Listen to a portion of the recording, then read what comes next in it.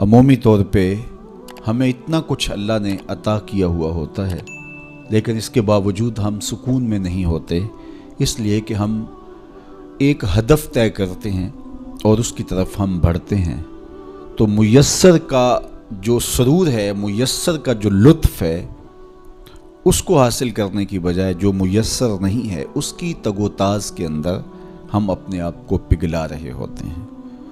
तो इसलिए हम जब अल्लाह के दिए गए पर कनात करेंगे, हाँ आप ज़्यादा की कोशिश कर सकते हैं इस नीयत के साथ कि मैं दूसरे ज़रूरतमंदों की ज़रूरत भी पूरी करूं, लेकिन इत्मीनान आपको ये होना चाहिए कि जो मुझे मुयस्सर है, ये मेरा मकदूर था, ये मुझे मिल गया, और अगर मेरा मकदूर कोई और भी हुआ तो वो भी मुझे मिल जाएगा, और मिलेगा तब जब उसका वक्त होगा, वक्त से पहले नहीं मिलेगा।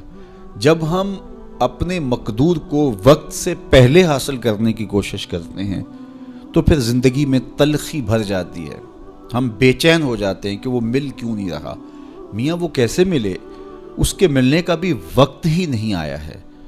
तो हम एक इस्तराब में मुब्तला हो जाते हैं, बेचैन हो जाते हैं। और अगर हम ये यकीन कर लें कि हमारे मकदूर का हमें जब वक्त होगा तो ज़रूर मिलेगा, तो फिर ज़िंदगी के अंदर एक तमानियत पैदा हो जाएगी। तो जो थोड़ा मुयस्सर है, जो ज़्यादा मुयस्सर है, उस पर हम मुतमईन होने की आदत पैदा कर लें। सैयदना अली मुर्तज़ा रज़ियल्लाहु ताला अन्हु से ही मरवी हुजूर का एक फरमान है, जो अल्लाह के दिए गए थोड़े रिज़्क़ पे राज़ी हो गया, अल्लाह उसके थोड़े अमलों पे राज़ी हो जाएगा। तो कनात का जौहर नसीब हो जाए तो फिर ज़िंदगी सौखी भी हो जाती है और तक़वे की दौलत भी नसीब हो जाती है। चौथी चीज़ सैयदना अली मुर्तज़ा रज़ियल्लाहु ताला अन्हु फरमाते हैं, ये है कि तुम आखिरत की तैयारी में लगे रहो। तुम्हारा जब हदफ वो है कि मैं एक दिन अल्लाह के हुजूर पेश होना है और अपने सारे आमाल की जवाबदही और सारे आमाल का हिसाब मैंने उसके हुजूर पेश करना है, तो फिर तुम फूंक फूंक के कदम रखोगे, हिज़्म एहतियात से ज़िंदगी गुजारोगे। और तकवा नाम ही हिज़्म एहतियात का है, तकवा नाम ही ज़िंदगी को मुनज़्ज़म और मुरतब करके अल्लाह के हुक्मों को बजा लाने का है। हज़रत शेख अहमद शेख मुजद्दिद अल-फ़सानी अलैहि रहमा फरमाते हैं कि तकवा दो चीज़ों से इबारत है, एक अल्लाह के हुक्मों को बजा लाना और एक अल्लाह की मना करदा चीज़ों से इज्तिनाब करना। और बड़ी खूबसूरत बात आपने की, फरमाया अल्लाह के हुक्मों को बजा लाना, उसकी अताअत और फर्मा बरदारी करना, ये तो फरिश्ते भी करते हैं और इंसान भी करते हैं, लेकिन वो चीज़ें जो मना की गई हैं उनसे रुक जाना, तो ये काम सिर्फ इंसानों का है, क्योंकि फरिश्तों के अंदर तो ये चीज़ ही मौजूद नहीं है, उनके अंदर ख्वाहिशात रखी ही नहीं गई जिनसे वो रुक जाएं, आरज़ुएं रखी ही नहीं गई जिनसे वो बाज आ जाएं। तो वो तो अल्लाह की इबादत करते हैं, ज़िक्र व फ़िक्र में लगे हैं, ताअत और फर्मा बरदारी में लगे हैं, और उन उमूर से रुकने का उनका बाब ही नहीं है। तो ये हज़रत इंसान का काम है कि वो उन उमूर से मना हो जाए जिन उमूर से उनके रब ने उन्हें मना किया है। तो ये शय हज़रत इंसान को मुमताज़ करती है और तक़वे के हुसूल का ज़रिया और ज़ामिन बनती है। अल्लाह जल्ला शानहू के मना करदा कामों से रुक जाए और उसके हुक्मों को बजा लाने की कोशिश में लगा रहे, ये तकवा कहलाता है। बाज़ ने ये कहा कि इंसान के जो ज़ाहरी आमाल हैं और इंसान के जो बातनी आमाल हैं, इन दो आमाल को दो हिस्सों में तकसीम किया। तो कहा कि जो बातन के आमाल हैं वो तकवा कहलाते हैं। आप कोई नेक अमल करते हैं तो जाहिर है کہ وہ امتثال امر کے طور پہ آپ وہ کام بجا لا رہے ہیں، لیکن اب آپ دل سے بھی رکے ہوئے ہیں اس کام سے، تو یہ آپ کے دل کا عمل ہے اور یہ تقویٰ کہلاتا ہے۔ قرآن مجید میں اللہ تعالیٰ نے ایک مقام پہ ارشاد فرمایا، جو اللہ کی نشانیوں شعائر اللہ کی تعظیم کرتے ہیں تو یہ دل کا تقویٰ ہے۔ تو تقوی کا تعلق پھر جڑ جاتا ہے دل سے۔ میرے اور آپ کے آقا و مولا حضور نبی رحمت صلی اللہ علیہ وآلہ وسلم نے ارشاد فرمایا، التقوی ہا ہونا، التقوی ہا ہونا۔ حضور نے اپنے سینے کی طرف اشارہ کر کے کہا، تقوی یہاں ہے، تقوی یہاں ہے۔ تو تقوی کا مرکز انسان کا دل ہے۔ ایک حدیث پاک میں آیا جو صحیح مسلم میں موجود ہے کہ ان اللہ لا ينظر الى صورکم واموالکم، اللہ تمہاری صورتوں کو نہیں دیکھتا، اللہ تمہارے مالوں کو نہیں دیکھتا کہ کون کتنا خوبصورت ہے، کس کے پاس کتنی دولت ہے، نہ تمہاری صورتیں دیکھتا ہے، نہ تمہارے بنگلے دیکھتا ہے، نہ تمہاری جائیدادیں دیکھتا ہے، نہ تمہارا بینک بیلنس دیکھتا ہے۔ اسے تمہاری صورتوں سے غرض نہیں ہے، اسے تمہارے اموال سے سروکار نہیں ہے۔ وَلَٰكِن يَنظُرُ إِلَىٰ قُلُوبِكُمْ وَأَعْمَالِكُمْ، وہ تمہارے دل دیکھتا ہے اور تمہارے عمل دیکھتا ہے۔ تمہارے کپڑے پھٹے پرانے ہیں، جھونپڑے میں رہتے ہو، لیکن عمل خوبصورت ہیں۔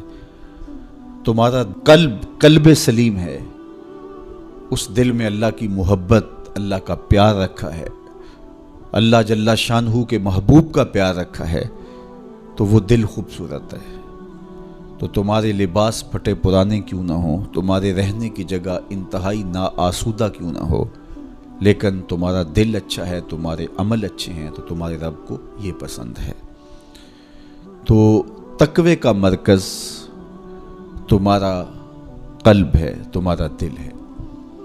تو دل کی پاکیزگی، دل کی صفائی، دل کی ستھرائی، یہ اللہ جل شانہ کو محبوب ہے۔ ہم عمومی طور پہ اپنے ظاہر کو سنوارنے میں لگے رہتے ہیں اور باطن ہمارا میلا کچیلا ہی رہتا ہے۔ ہمارا رب ہم سے اس بات کا تقاضا کرتا ہے کہ تمہارا دل بھی ستھرا ہونا چاہیے، تمہارا دل بھی پاک ہونا چاہیے۔ باہو علیہ رحمہ فرماتے ہیں کہ دل کالے نالوں منہ کالا چنگا، جے کو یہ رمز پچھانے ہو۔ تو اصل تو پاکیزگی، طہارت، صفائی، عفت قلب کی ہے۔ تو اس لیے اللہ تعالیٰ جل شانہ نے مومنین کے قلوب کی پاکیزگی، طہارت اور صفائی اور عفت کا تقاضا اہل ایمان سے کیا ہے۔ اللہ جل شانہ نے بندوں کو جو عزت عطا کی ہے تو اس کا معیار تقویٰ کو قرار دیا۔ کون کتنا معزز ہے یہ اس کی دولت سے نہیں ناپا جا سکتا، اس کے قبیلے اور اس کے خاندان سے نہیں جانچا جا سکتا، اس کے لباس سے آپ یہ اندازہ نہیں کر سکتے کہ یہ معزز شخص ہے۔ کسی شخص کا کسی قوم سے تعلق ہے اور وہ گوری رنگت والی قوم ہے، یا وہ کسی اور رنگت سے متعلق ہے، تو وہ اس کی عزت کا ظرف نہیں ہے۔ ان اکرمکم عند اللہ اتقاکم، تم میں سے معزز وہ ہے جو متقی ہے، جو پرہیزگار ہے۔ دیکھیے ابو لہب قریشی النسب تھا، لیکن خوبصورت ہونے کے باوجود، عالی مرتبت نسب رکھنے کے باوجود آج بھی اس پر لعنتیں برس رہی ہیں۔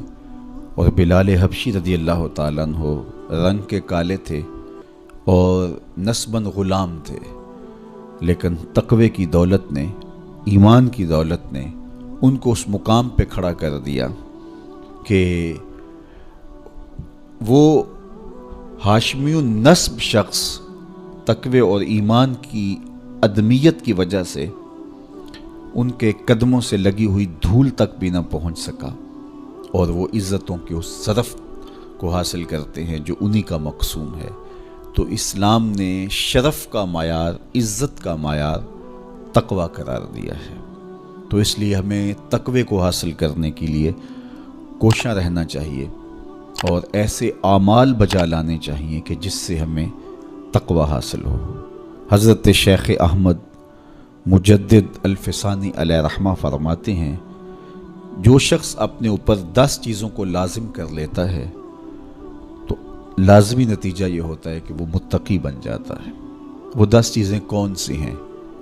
ماہ صیام کے ان حسین لمحوں میں ہمیں وہ 10 اوصاف اپنے اندر پیدا کرنے چاہیے تاکہ ہم متقی بن جائیں، اور متقی اللہ کے محبوب بندے ہیں۔ تقوی اختیار کرنے والے اللہ جل شانہ کی رحمتوں کے خاص مستحق ہیں۔ جنہیں تقوی کا نور نصیب ہوتا ہے وہ اللہ کی رحمتوں کے سائے میں آ جاتے ہیں۔ اگر ان پر مصائب، آلام، مشکلیں آتی ہیں تو ان کے تقوی کی وجہ سے اللہ انہیں راستے عطا کر دیتا ہے۔